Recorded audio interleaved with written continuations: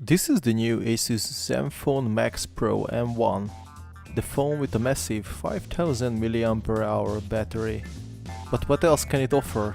Let's find out.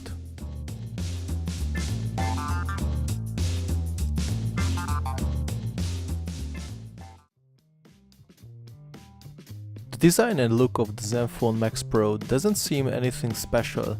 Almost like a classic car, no fancy flashy look, which I actually like a lot. Under the hood we find an 8-core Qualcomm Snapdragon 636 with a maximum of 1.8 GHz of clock speed. This is very impressive if you know that the Zenfone Max Pro, with its around $200 price tag, it is actually not a bad deal at all. There are two models are available, one with 3GB of RAM and one with 4. The built-in storage can be 32 or 64GB, depends on what you choose. The display is a Full HD IPS display with an impressive of 450 nits brightness. This is very good. The screen is bright enough for outdoor use and the colors are quite vibrant. In addition, you can use two nano SIMs and also put a microSD card slot for extra capacity up to 2 TB.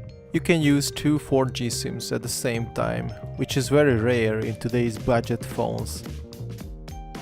About the operating system, ASUS totally removed the Zen UI and went with the stock Android 8.1, which is welcome from us and most Android users will probably love as well. Optimization and updates may be better and faster because of this.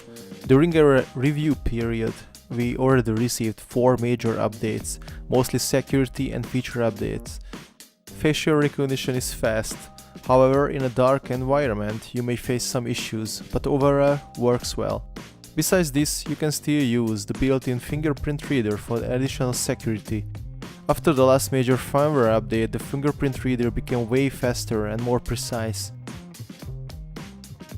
You can still use the Zenfone Max Pro as a power bank, just like the previous Zenfone Max models. Just use a traditional micro USB OTG cable and you are good to go. We tested with an iPhone and other Android devices and we were able to charge both devices.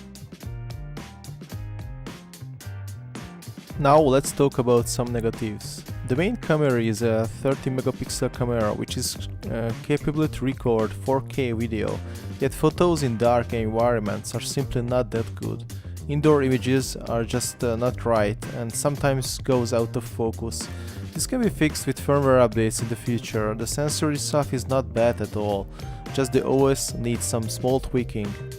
The other negative is the lack of 5 GHz AC Wi-Fi capabilities. You can only connect to 2.4 GHz access points, which is in 2018 it's simply not that great and can interfere with many other devices, especially in a dense area. If you are not planning to download any massive files, it may be just fine and media consumption will be simply awesome. This is just a simple side note for you.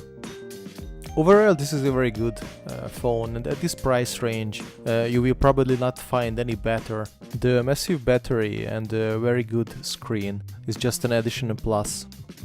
As always, if you have any questions regarding this product, just ask it in the comment section below and we'll try to answer all of them. And also, if you like this review, please give it a thumbs up and please subscribe to the channel to bring you more awesome tech reviews for you.